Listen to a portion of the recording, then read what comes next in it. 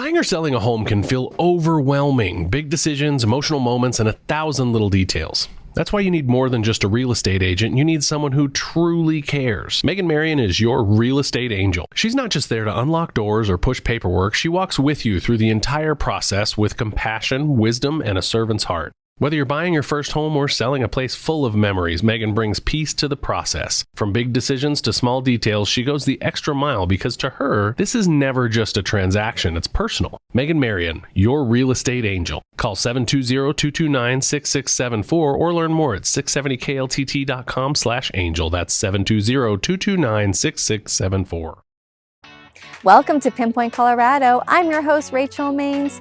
Today we're featuring a Denver nonprofit, Extreme Community Makeover, that's making a meaningful impact across Denver by connecting volunteers alongside residents to do practical home improvement and community projects. This organization is making a lasting impact and connecting communities together. Coming up, I'll be joined by Executive Director Angela Bomgaars.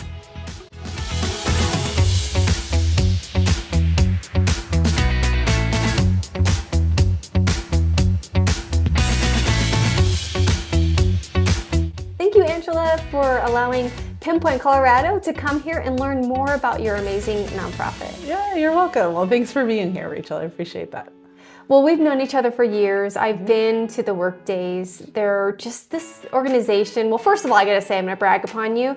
And I tell you all the time, you're so good at efficiency. You know how to plan a day. So just want to mention for anyone who signs up to volunteer, the day runs so smoothly. Thank you. But for those who don't know about Extreme Community Makeover, share how this got started.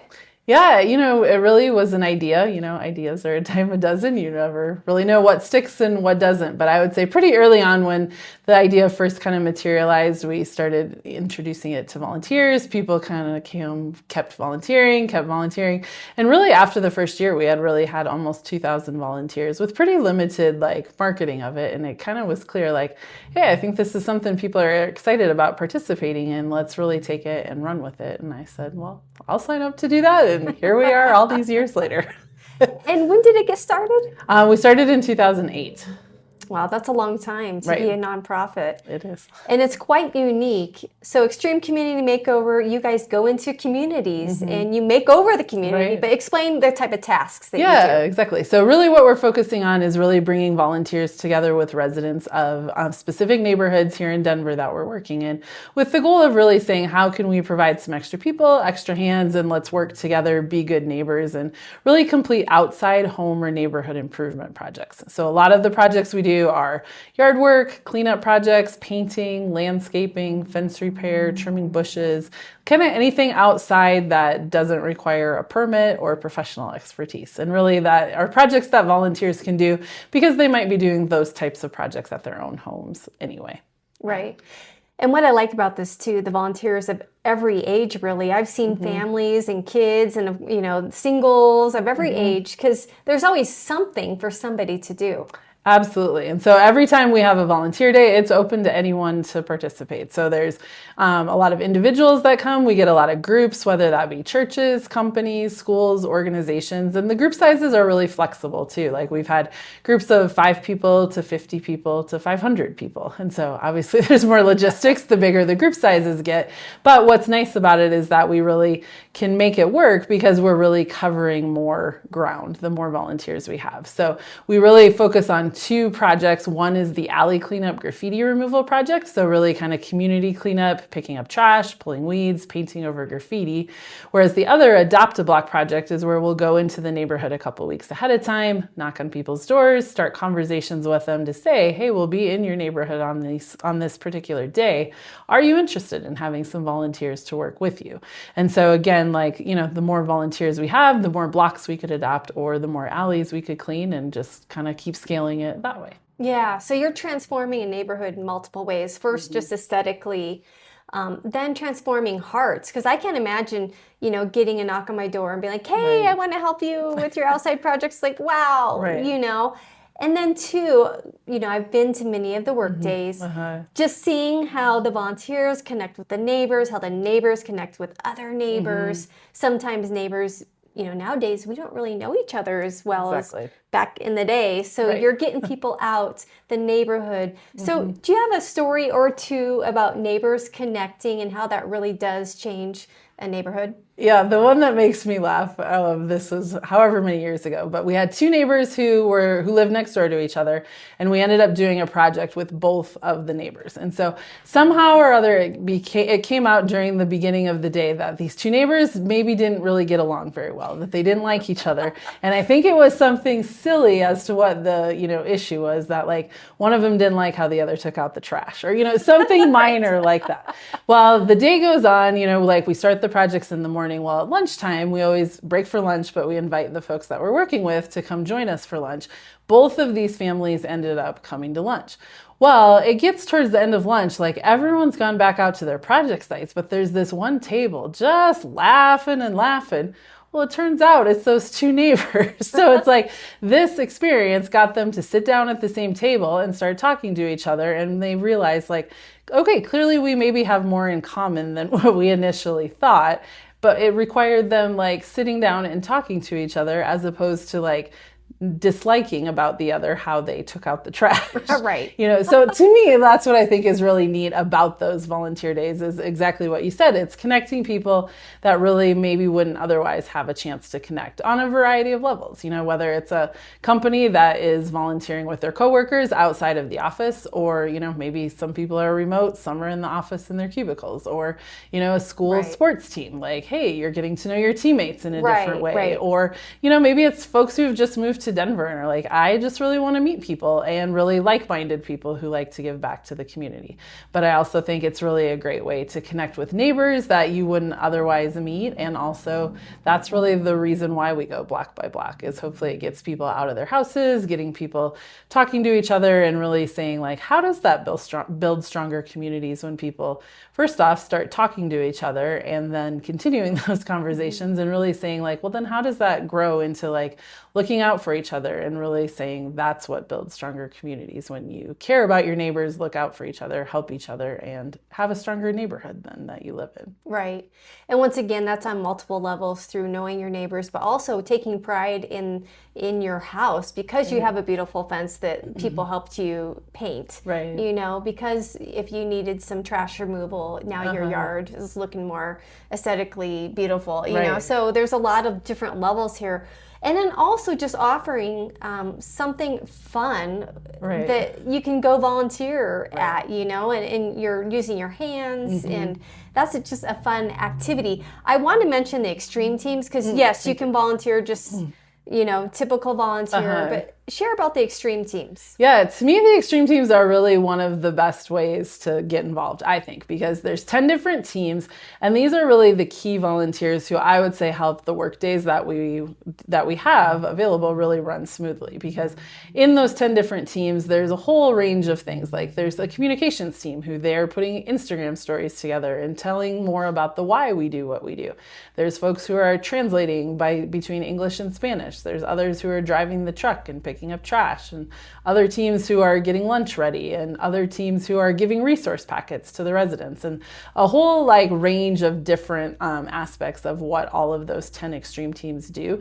And I would really say anyone's skill sets or interests kind of fit into one of those teams. Some of them are pretty clear as to what they are. Some of them are a little more broad in range of what they do. But I feel like it's really a great way to get to know the work that Extreme Community Makeover is doing more consistently, but you also have a team that you're a part of, and you really connect with others who, let's just use the video team as an example. They're all folks who enjoy putting videos together, and they all have that in common.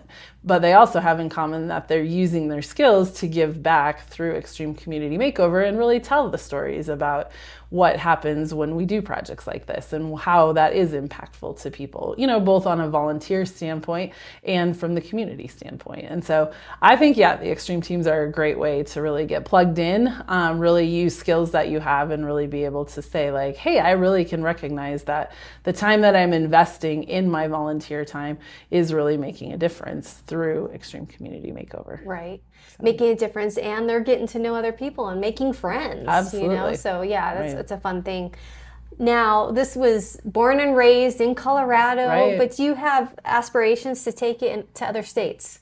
Yeah, I would love to see that happen sometime down the road. I feel like I've had numerous inquiries over the years of people who've been interested or either heard about what we're doing, or maybe it was someone who volunteered with us here in Denver, but then they moved elsewhere and then reached out like, hey, I really remember enjoying that experience. Like, is there something in whatever city they had moved to? And so I feel like the way in which we bring people together is really necessary and really important, especially because a lot of times we don't know our neighbors. We go in and out of our houses and we don't take the time to do that. And I think like the message of what we're trying to encourage, which is getting to know your neighbors, investing in your community, and being good neighbors is so important that I think, it would be great to bring it to other places, other cities, other neighborhoods, that sort of thing. So I think it just kind of requires like having a good foundation here in Denver to continue doing the work that we're doing, but also be able to expand beyond that to say like, okay, we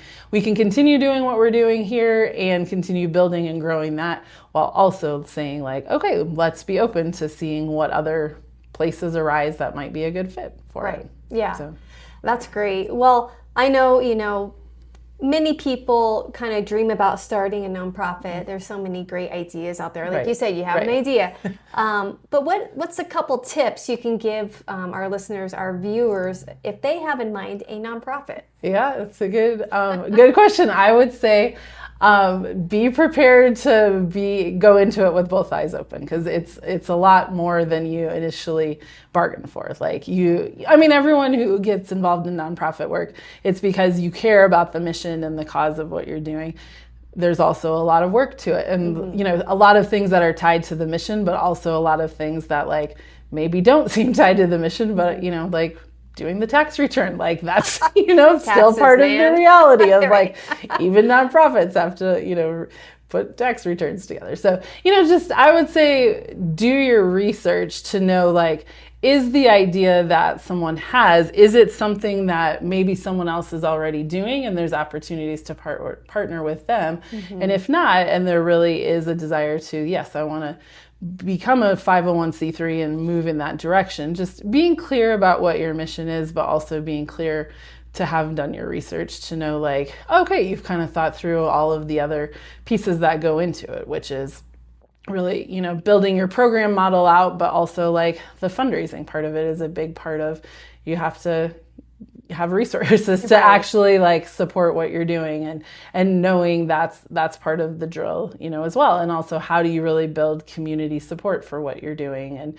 I think sometimes it could be testing the waters of first before having to jump into the deep end to see like, is that the only way to do what you have in mind? And if it is, great, then it maybe makes sense to, but just maybe be open to exploring. Maybe there's other ways of doing what you want to do as well that may not be as cumbersome sometimes on the back end of like, there are lots of, I's to dot and T's to cross that you have to do when you are a 501c3. Right. Lots of hard work go into nonprofits for sure. And you have been doing it excellently, in my opinion. Thank you.